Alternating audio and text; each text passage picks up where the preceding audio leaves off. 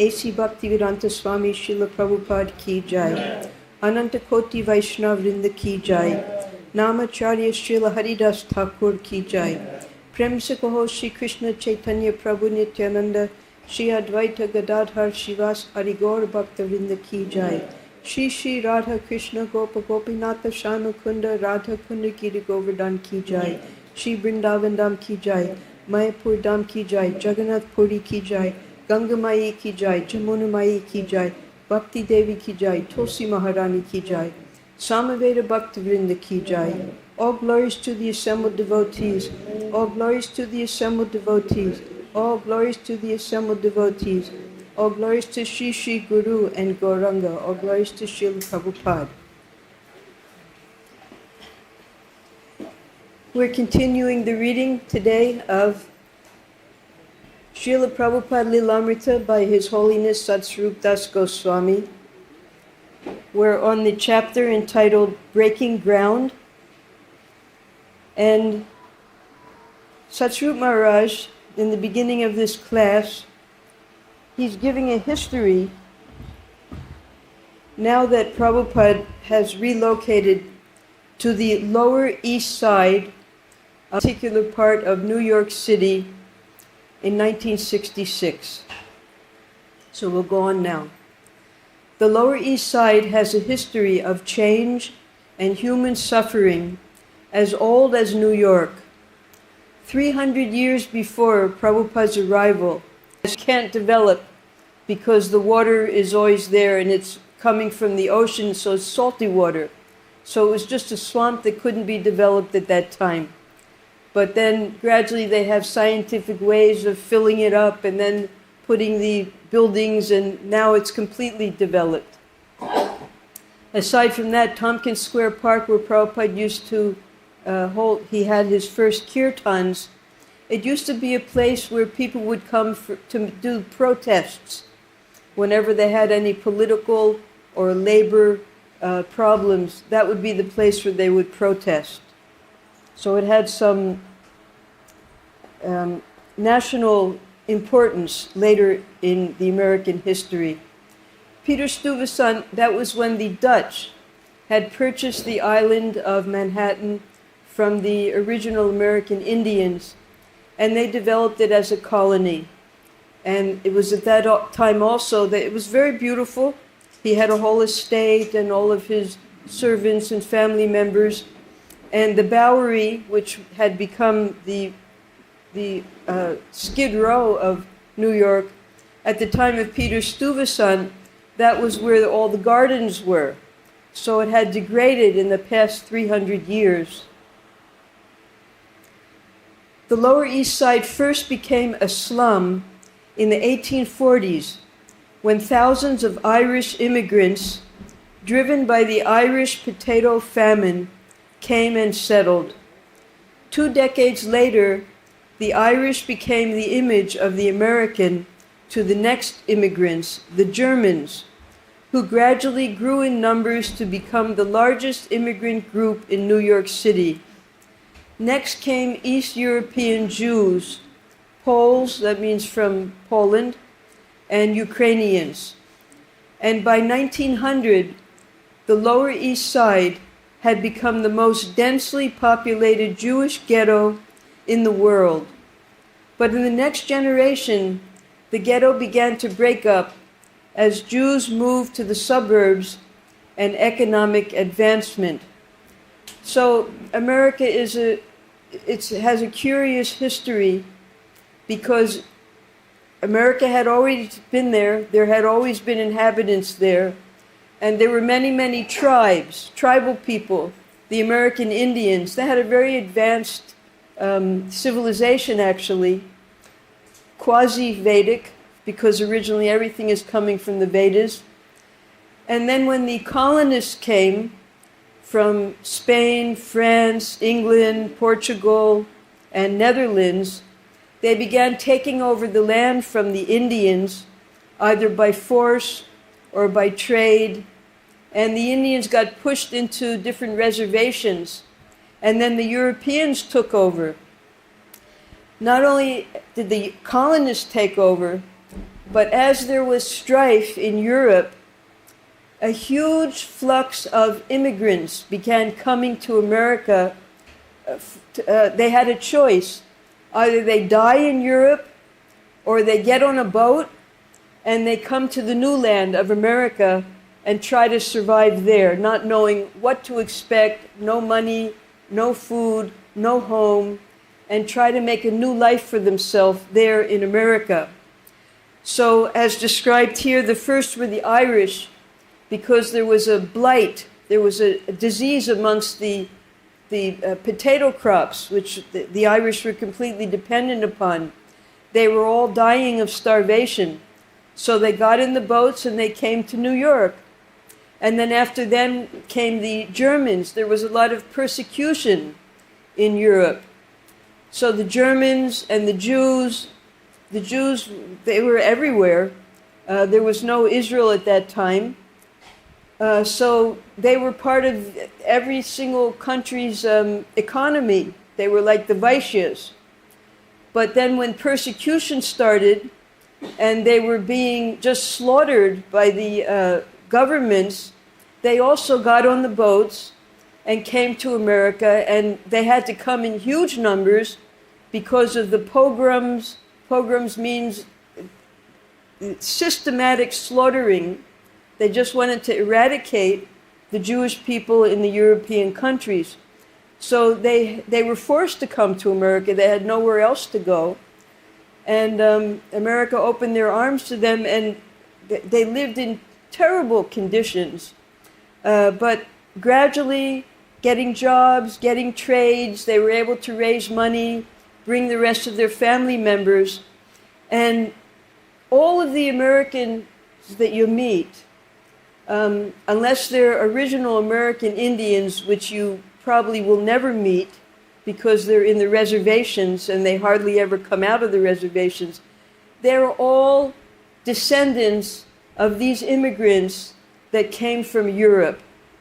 My family, we know the whole line of how being forced to come to America because of persecution and, you know, so many generations backwards, we can trace it. But then gradually living in America, getting trades, getting a home, and then moving out of the slums into the suburban area. That means outside of the cities, and making your own home, having the children go to school. And in that way, gradually all of these immigrants, they were stuffed in the slums when they first got off of the boats in Lower East Side, because you see here, this isn't working. The boats come in, and there's Manhattan. So later, of course, they had to live in these tenement houses, and then as they got money, they would get out of the city as much as possible. So next, the Puerto Ricans thronged in, hundreds of thousands in the 1950s. Puerto Rico is an island to the south of Florida. It's right near America. And due to poverty, extreme poverty there, they also were invited to come to America to make a new life. So they didn't have to take boats necessarily. It was just maybe a 2-hour flight. And they came and just filled up New York City, the Puerto Ricans and the black people who had been emancipated from the southern states in America. They came up to New York, and the people also came from Africa. So hundreds of thousands of Puerto Ricans came in the 1950s, immigrating from their island poverty or moving in from East Harlem. East Harlem is on the northern side of Manhattan, where intense slums were also of the Spanish-speaking people and the black-bodied people. They and the Negroes from Harlem and Bedford-Stuyvesant, who arrived next, were the new groups who, along with the Poles and Ukrainians, populated the 2 square miles of tenements and crowded streets that formed the Lower East Side slums in the 1960s. So we heard when Prabhupada lived at the Bowery how the drunkards would live. They would beg maybe 25 cents. With that 25 cents, they'd get a bed to sleep on during the night. Then they'd get kicked out. So the tenements were such that the people were so poor, if there was an apartment, there would just be one mattress after another, and that would be where they lived, on that mattress. And during the day, they would go work in sweatshops, wherever they could get money, wherever they can get a job, until they could get out of the city eventually. So that's what the Lower East Side was. Now this is the Statue of Liberty at the harbor of New York City. This was a gift from the French people to America, because America had opened their arms to so many of the immigrants from Europe. And a poem is inscribed at the Statue of Liberty, because when the boats come in, this is the first thing that they see when they enter into the New York harbor. Cries she with silent lips, "Give me your tired, your poor, your huddled masses, yearning to breathe free, the wretched refuse of your teeming shore. Send these, the homeless, tempest-tossed to me. I lift my lamp beside the golden door." So these poor, wretched, homeless people who were coming on the boats, when they saw the Statue of Liberty, they imagined that now I've come to the land of the free, where run by the, so many different high ideals in America, and they really wanted to make a new life for themselves in America. Then, only a few years before Prabhupada's arrival, a different kind of slum dweller had appeared on the Lower East Side. Although there have been many sociological and cultural analyses of this phenomenon, it remains ultimately inexplicable why they suddenly came like a vast flock of birds swooping down, or like animals in a great instinctual migration, and why after a few years they vanished. So this was the generation that we were all born into. By the time we took our birth in America post-World War II, most of the devotees were all born after the World War, because during the World War, all the men had to go in the army, so there were no babies being born. And then after the war, all the babies got born. There was huge baby boom in America. And they had to build so many schools, build so many homes, and America was so rich, and that was the golden age of America. And that was when we were all born, Prabhupada's disciples. And because of the affluence of America, those of us who were born then and grew up then, because by that time our parents had gotten their jobs, their homes, their cars, their everything they could dream of materially, but they were miserable.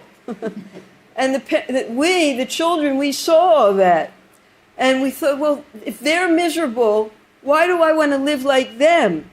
So many of us gave up the mainstream American life of a house and a car and a job and a TV and kids and we just gave it all up to look for something better in life.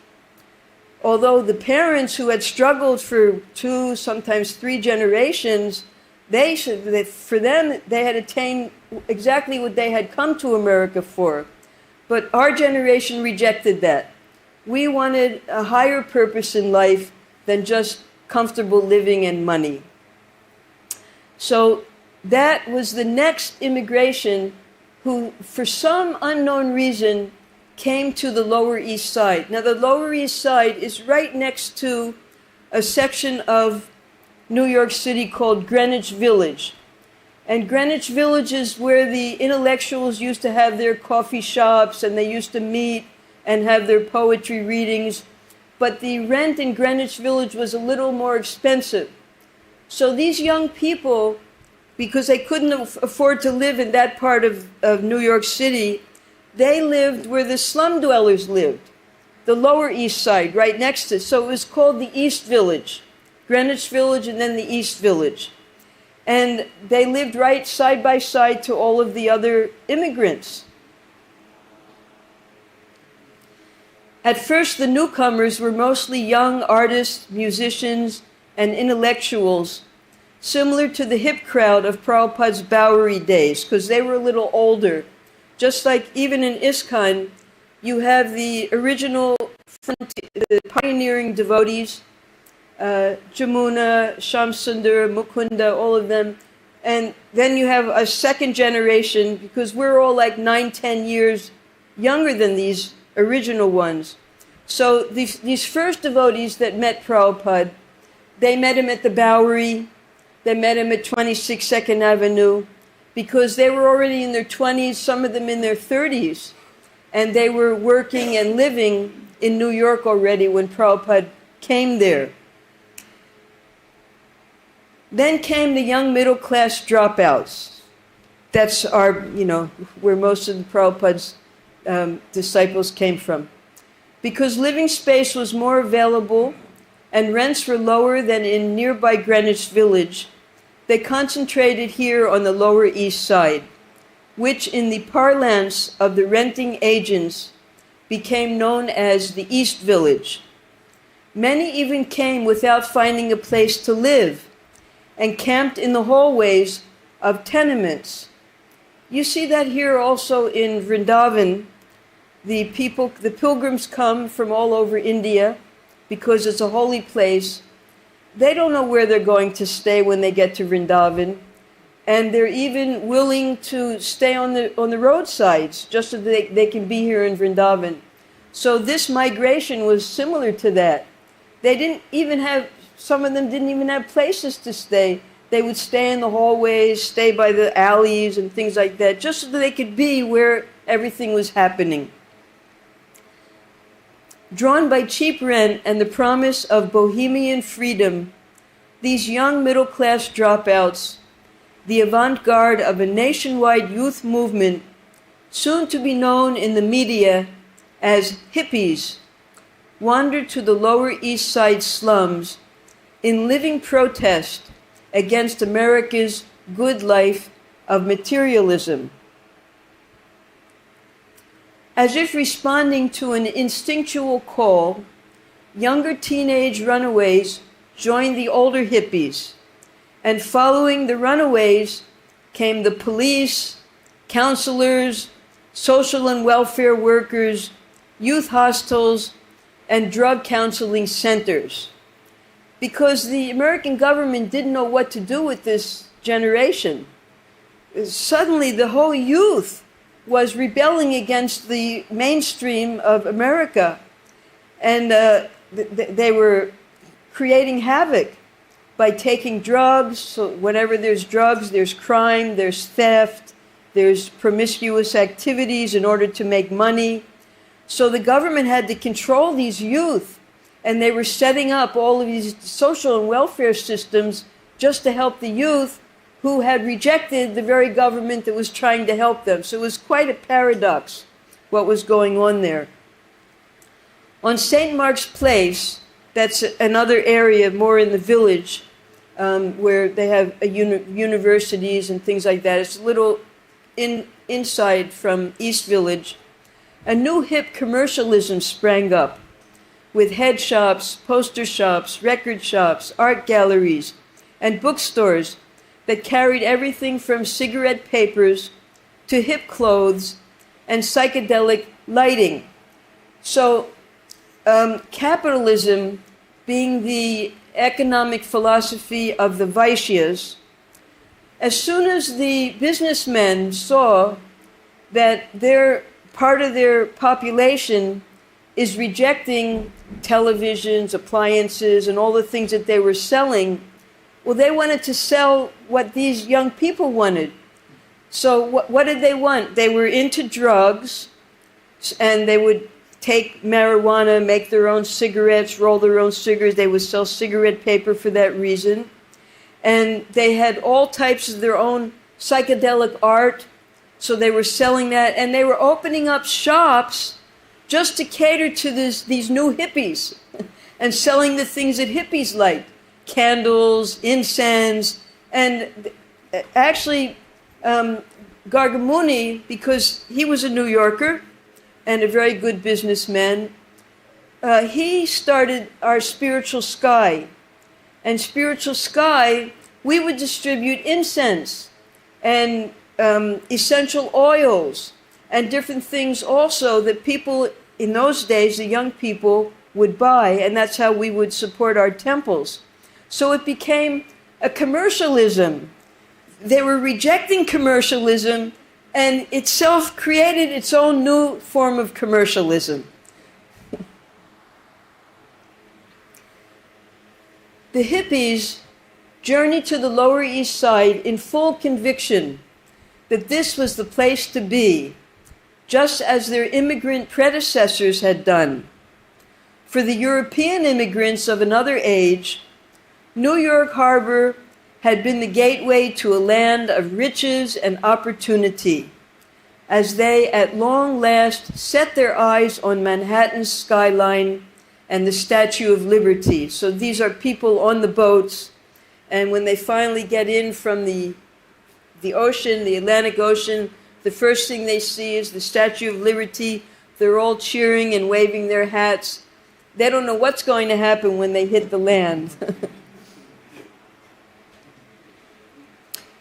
Now, in 1966, American youth thronged to New York City with hopes of their own and feasted on the vision of their newfound mystical land, the Lower East Side slums. Maybe it's something genetic, because their ancestors saw the Lower East Side as their Mecca, as their place of pilgrimage. They finally reached the Lower East Side.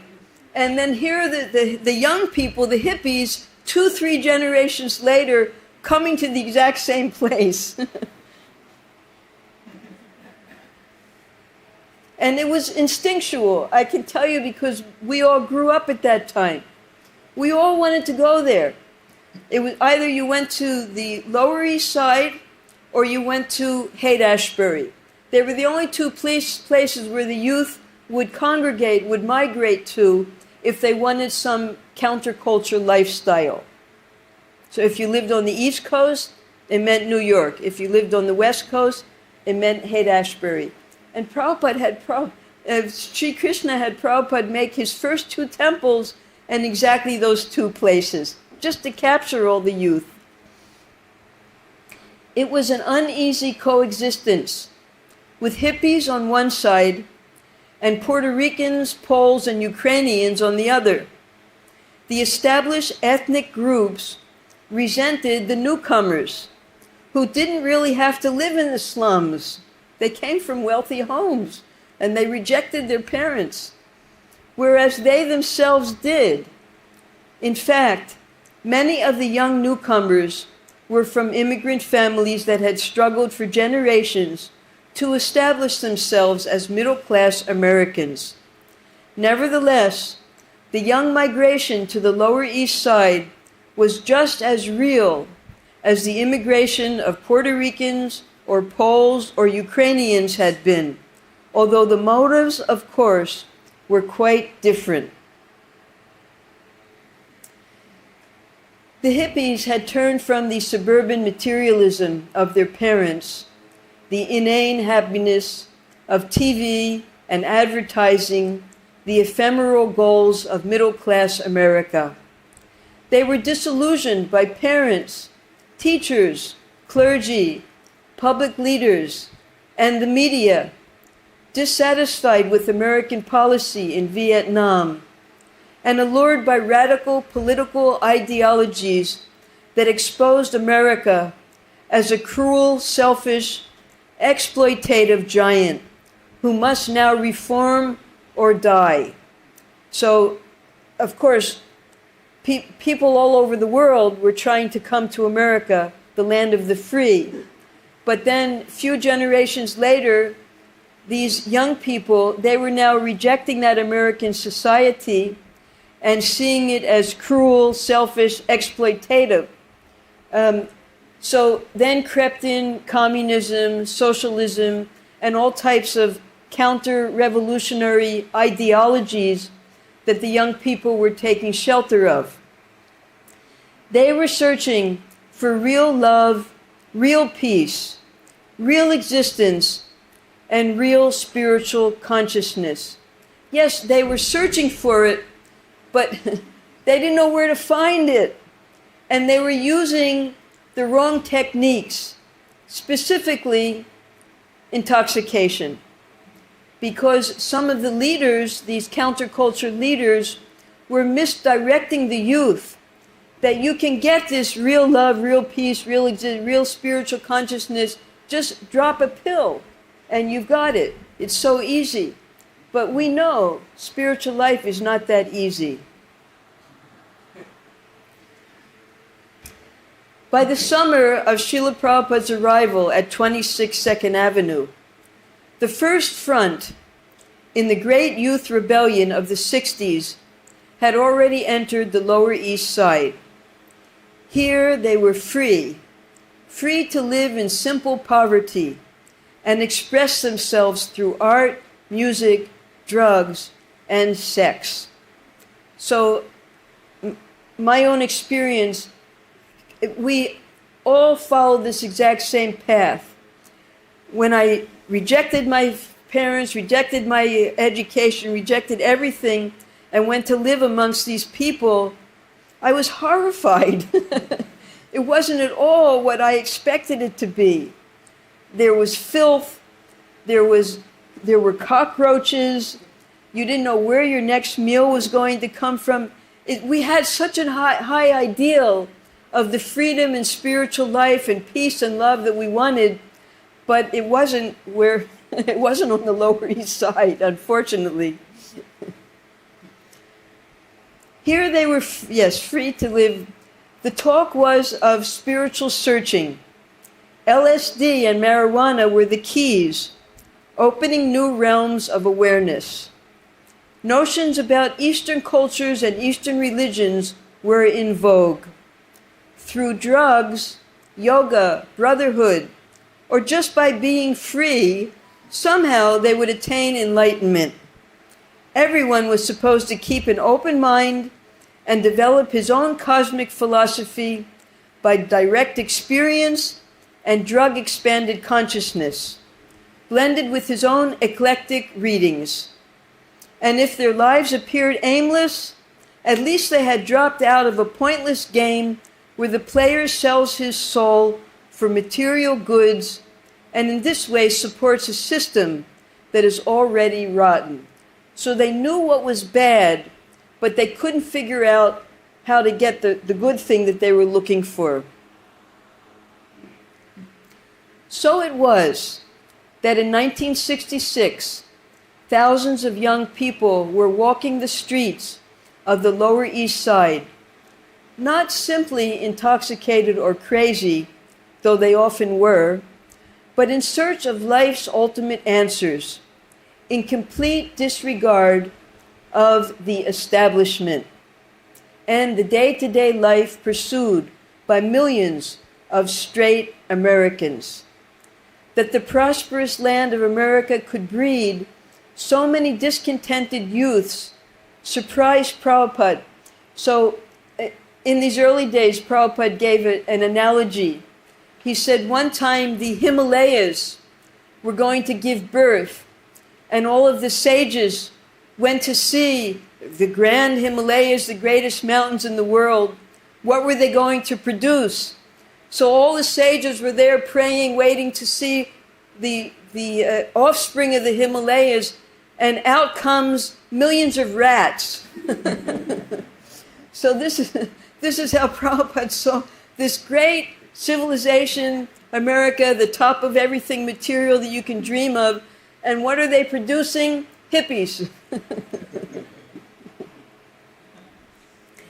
Of course, it also further proved that material well-being, the hallmark of American life, couldn't make people happy.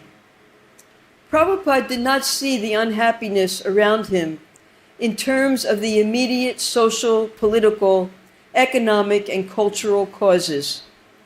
Neither slum conditions nor youth rebellions were the all-important realities. These were mere symptoms of a universal unhappiness to which the only cure was Krishna consciousness. So this is what Prabhupada came to give. He sympathized with the miseries of everyone, but he saw the universal solution. Prabhupada had not made a study of the youth movement in America before moving to the Lower East Side. So Prabhupada was not aware of what was going on in America when he came there. Just as his godbrothers, when they were sent in the 1930s to UK and to Germany, they were aiming for the royalty, for the wealthy, for the educated, and that was who they were preaching to.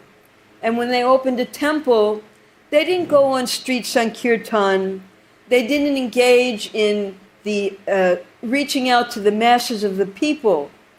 So Srila Prabhupada, at his time in Butler, when he saw how actually pious the people were, with all the churches in the small cities, small towns, then when he went to New York Uptown and saw how the people were being misled by the impersonalist yogis, Prabhupada was trying to understand who will understand the message of Lord Chaitanya.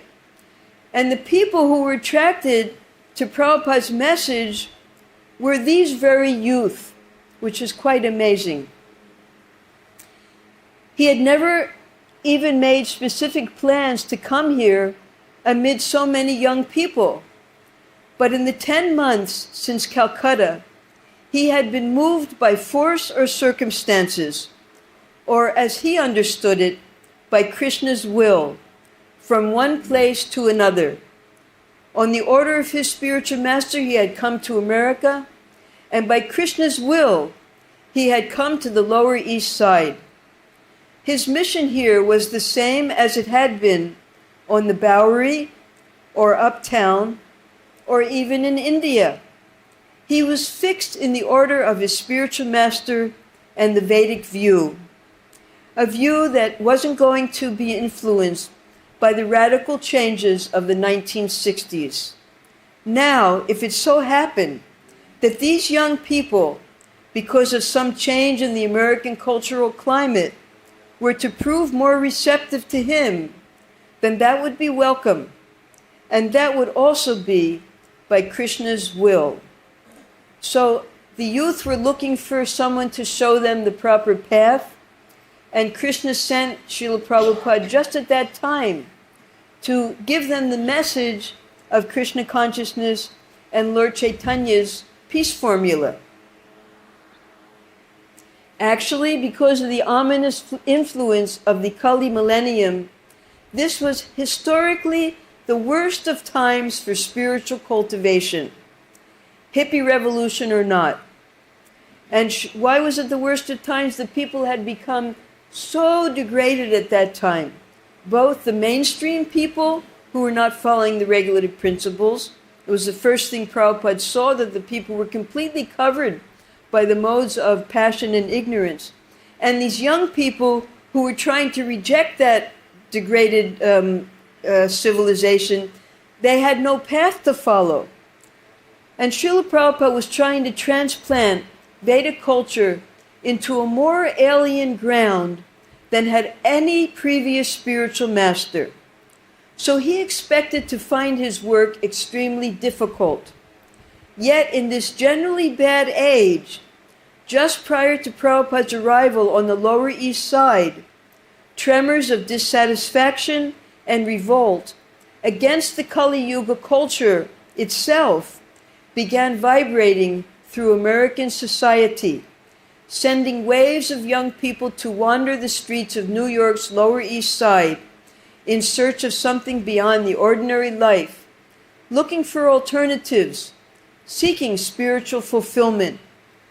These young people broken from their stereotype materialistic backgrounds and drawn together now on New York's Lower East Side, were the ones who were by chance or choice or destiny to become the congregation for the Swami's storefront offerings of kirtan and spiritual guidance. The Swami's arrival went unnoticed. This is when Prabhupada, remember, he just moved in on July 1st. We're still in the first week of July right now. All of this because Satsvarup Maharaj, because he was present for all of this. He wants the readers, ourselves, to understand the miracle that Krishna arranged to happen there on the Lower East Side when Prabhupada was brought there to uplift all of these young people who were just searching for a way to have a peaceful life, free from materialism, and that's why they so easily accepted Prabhupada's philosophy. The Swami's arrival went unnoticed. The neighbors said someone new had taken the gift shop next to the laundry. There was a strange picture in the window now, but no one knew what to make of it. Some passers-by noticed a piece of paper announcing classes in Bhagavad Gita taped to the window. A few stopped to read it, but no one knew what to make of it. That was how Satsvarup Maharaj, he was going from his office. He was one of the welfare workers that was placed there on the Lower East Side. So he had his welfare office there, and he was walking to his home on 5th Street, and he would walk past this matchless gift shop every day, and he saw the little piece of paper saying classes in Bhagavad Gita. But Bhagavad Gita was not well known in America at that time in the 60s. Only these scholars who were studying Eastern philosophy had heard of Bhagavad Gita. They didn't know what Bhagavad Gita was, and the few who did thought maybe a yoga bookshop or bookstore or something. The Puerto Ricans in the neighborhood would look in the window at Harvey Cohen's painting and then blankly walk away. The manager of the mobile gas station, that's the petrol pump next to Prabhupada's place, couldn't care less who had moved in. It just didn't make any difference. The tombstone sellers and the undertakers, those were the funeral homes, they're called undertakers, across the street didn't care. And for the drivers of the countless cars and trucks that passed by, Swamiji's place didn't even exist because they have, because Manhattan it's an island, and everyone's trying to get onto the island, so there are tunnels, there are bridges, Washington Bridge, Brooklyn Bridge, and then there are tunnels. There's the Lincoln Tunnel that we heard about, and then there's the Holland Tunnel. So 2nd Avenue, where Prabhupada was, that was the thoroughfare coming from the Holland Tunnel. All the trucks, the commercial vehicles, the passenger vehicles, everybody had to come through that tunnel, Manhattan on the Lower East Side. And it was they didn't care what shops and everything. They're not looking at on the side of the road. They just want to get to where they want to go. So nobody cared who was going past that countless cars and trucks that passed by. Swamiji's place didn't even exist. But there were young people around who had been intrigued with the painting, who went up to the window to read the little piece of paper. Now, we can remember last year when we were in the readings about when Prabhupada lived uptown, and Prabhupada would go to Dr. Mishra's ashram in the Catskill Mountains. And Prabhupada found one student there named Harvey Cohen, who was an artist. And Harvey Cohen, he was not really, he was looking for something, but he knew that what Dr. Mishra was teaching him was not what he was looking for, but he had nothing else to do.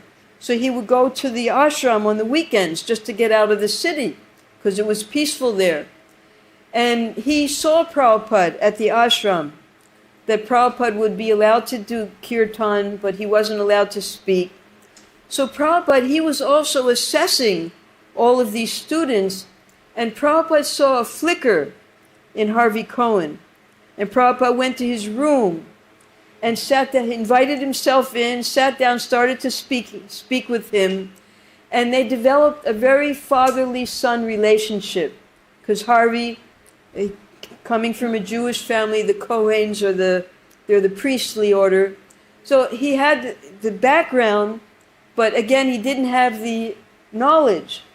So Harvey would come to Prabhupada's apartment, and Prabhupada had just a little picture of the Panchatattvas.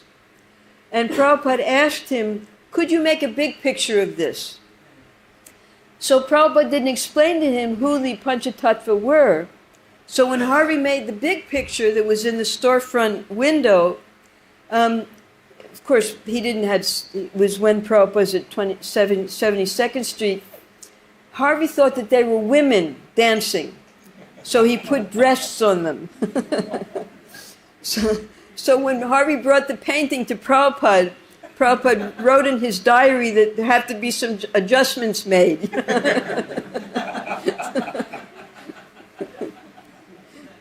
So that painting went with Prabhupada from 72nd Street to the Bowery, and now in a corrected form, it was there on the storefront window of 26 2nd Avenue. But there were young people around who had been intrigued with the painting, who went up to the window to read the little piece of paper. Some of them even knew about the Bhagavad Gita, although the painting of Lord Chaitanya and the dancers didn't seem to fit. A few thought maybe they would attend Swami Bhaktivedanta's classes and check out the scene. Keith and Howard had been to India, so now they were interested in checking out the scene. And last week, we heard about Howard Wheeler, who became Hayagriva, and we were reading from his book called The Hare Krishna Explosion, the way he saw his first meeting with Srila Prabhupada. And then we have here the way Satsvarup Maharaj presents the exact same encounter. It's just a half a page. I'll read it because we're just seeing another perspective, and then we'll go on with Hayagriva's realizations. July 1966. Howard Wheeler was hurrying from his apartment on Mott Street to a friend's apartment on 5th Street, a quiet place where he hoped to find some peace. He walked up Mott Street to Houston, turned left, and began to walk east across Bowery, past the rushing traffic and stumbling derelicts, and towards 2nd Avenue. Howard says, after crossing Bowery, just before 2nd Avenue, I saw Swamiji jauntily strolling down the sidewalk, his head held high in the air, his hand in the bead bag. He struck me like a famous actor in a very familiar movie. He seemed ageless. He was wearing the traditional saffron-colored robes of a sannyasi and quaint white shoes with points. Coming down Houston, he looked like the genie that popped out of Aladdin's lamp. Howard, age 26, was a tall, large-bodied man with long dark hair, a profuse beard, and black-framed eyeglasses. He was an instructor in English at Ohio State University. Ohio was on the western side of New York City, so he would live in New York and do his English teaching at Ohio State, and was fresh from a trip to India, where he had been looking for a true guru. Prabhupada noticed Howard, and they both stopped simultaneously. Howard asked the first question that popped into his mind. Are you from India? Prabhupada smiled. Oh yes, and you? Howard now says, I told him no, but that I had just returned from India and was very interested in his country and the Hindu philosophy. He told me he had come from Calcutta and had been in New York almost 10 months. His eyes were as fresh and cordial as a child's. And even standing before the trucks that roared and rumbled their way down Houston Street, he emanated a cool tranquility that was unshakably established in something far beyond the great metropolis that had roared around us. So Srila Prabhupada, he would often say in these early days that, yes, I am here in New York City, but my heart is in Vrindavan. I am still in Vrindavan. Howard never made it to his friend's place that day. He went back to his own apartment on Mott Street to Keith and Wally. Keith and Wally became Kirtanananda and Umapati, his roommates, to tell them and everyone he knew about the Guru who had inexplicably appeared within their midst. Keith and Howard had been to India. Now they were involved in various spiritual philosophies, and their friends used to come over and talk about enlightenment. 18-year-old Chuck Barnett was a regular visitor, so we're going to introduce this book now. This is written by one of Prabhupada's earliest disciples named Achyutananda. He was awarded sannyas by Srila Prabhupada here in India. He lived here in India for many, many years. He learned Bengali fluently, and he lived amongst Prabhupada's godbrothers in their ashrams until our ISKCON temples were built. And he's written this amazing book called Blazing Sadhus. He takes that name from the description of Rupa Goswami's different levels of ecstasy, and the highest level of ecstasy when it's blazing. And he's also coining a comedy movie in America called Blazing Saddles, because he has a wonderful sense of humor. Achyutananda was able to turn anything into a joke, and his classes were the most interesting. We enjoyed his association here in India for many, many years. He became a resident here, but then when India became anti-American, he decided he should go back to America because they didn't want to take his registration away as an Indian. So now he's living with the devotees in Alachua, and he wrote this wonderful book. So we'll be taking excerpts from this book. We have one excerpt from him right here. So Chuck, his name, Charles, his name was Chuck. So this is the description of where Howard, Keith, and Wally lived. Chuck, you would open the door of the apartment and thousands of cockroaches would disappear into the woodwork. And the smell was enough to knock you over. So Keith was trying to clean the place up and kick some people out. They were sharing the rent, Wally, Keith, Howard, and several others. Due to a lack of any other process, they were using LSD to try and increase their spiritual life. Actually, we were all trying to use drugs to help in meditation. Anyway, Wally, Howard, and Keith were trying to find the perfect spiritual master, as we all were. Howard remembers his own spiritual seeking as reading books on Eastern philosophy and religion, burning lots of candles and incense, and taking ganja and peyote and LSD as aids to meditation. Actually, it was more intoxication than meditation. So one of the first slogans that the devotees used to write in their literatures were, "Stay high forever," through chanting the Hare Krishna Maha Mantra. And actually, the people found out that yes, you don't need intoxication when you're chanting Hare Krishna. Meditation was a euphemism that somehow connected our highs from taking intoxication with our readings. Keith, 29, the son of a Southern Baptist minister, was a PhD candidate in history at Columbia University. And that's the most amazing thing about these young people. They weren't dumb. They all had very good educations. Either they were graduates, here he's working on his PhD at one of the best universities, Columbia Universities, or they had dropped out of sheer frustration of not wanting to waste their time in mainstream education. So these young people, they were educated and they were seekers. He was preparing his thesis on the rise of revivalism in the southern United States because his father, being a Baptist minister, a Christian minister, they revive, they have the Christians become born again through baptism. So that was a very popular aspect of Christianity in America, especially in the southern states. So that was what he was doing his PhD thesis on.